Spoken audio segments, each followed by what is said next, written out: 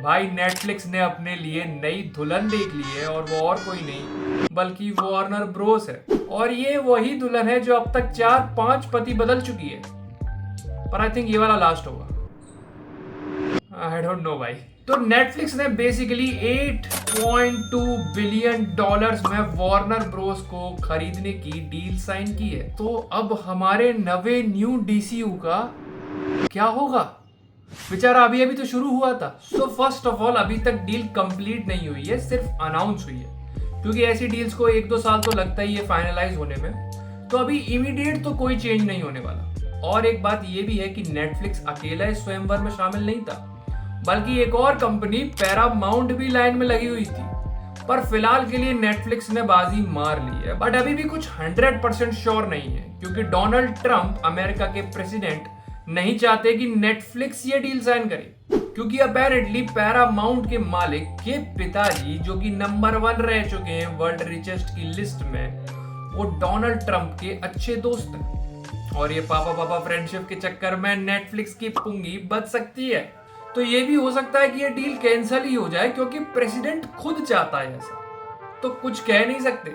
लेकिन Warner Bros को कोई तो लेने वाला है ही, पर उसके कॉन्सिक्वेंसेस हमको 4-5 साल बाद देखने को मिलेंगे। अभी फिलहाल कुछ चेंज नहीं हो रहा। तो इसीलिए जेम्स गन ने जो भी प्लान किया है वो उसे जल्दी जल्दी रिलीज करने के चक्कर में होगा। अब अगर नेटफ्लिक्स ही इस डील को साइन कर लेता है तो वार्नर ब्रोस, जिसके पास इतनी बड़ी बड़ी फ्रेंचाइजेस हैं, game of thrones, Harry Potter, मॉर्टल combat, MonsterVerse, वो जो गॉडजिला और कॉन्ग नहीं है, अरे छिपकली बंदर लड़ते रहे आपस में, और पूरा का पूरा डीसीयू, तो नेटफ्लिक्स की तो बल्ले बल्ले हो जाएगी भाई। उसको फ्रेंचाइजीज ही तो चाहिए, पर उसका बिजनेस नेटफ्लिक्स पर रिलीज करने का है, थिएटर पर नहीं। तो क्या हमें आगे का पूरा डीसीयू नेटफ्लिक्स पर देखना पड़ेगा? अब देखो, वो सुपरमैन और बैटमैन जैसी फिल्म्स को तो थिएटर में लगाएंगे ही, क्योंकि वो अच्छा बिजनेस करती हैं। बस हो सकता है वो बहुत जल्द नेटफ्लिक्स पर भी आ जाए। जैसे अभी 5-6 महीने लगते हैं, तो तब शायद सिर्फ 2-3 महीनों में ये वो हमें सीधा ओटीटी पर दिखे।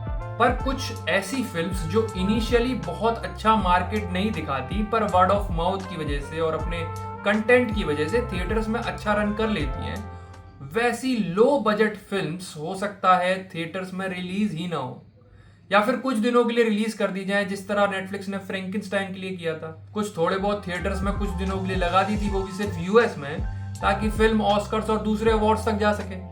उसके बाद सीधा नेटफ्लिक्स पर देखो। तो थिएटर्स में मूवी देखने वाले लोगों के लिए, और वो लोग जो थिएटर में मूवीज को एंजॉय करते हैं, उनके लिए थोड़ी बैड न्यूज तो है ये। और क्रिएटिवली भी नेटफ्लिक्स डीसीयू में चेंजेस करेगा, क्योंकि वो कोई बहुत बड़ा सिनेमा नहीं बनाना चाहते, कोई बहुत क्रेजी फिल्म नहीं बनाना चाहते। वो सिर्फ अपना कैटलॉग बनाना चाहते हैं, ताकि लोग उसे देखकर नेटफ्लिक्स का सब्सक्रिप्शन लें कि भाई इसके अंदर कितनी सारी फिल्म्स हैं। भले ही सब कुछ टाइम पास ही क्यों ना हो, क्योंकि उनका बिजनेस तो टाइम पास कराना ही है।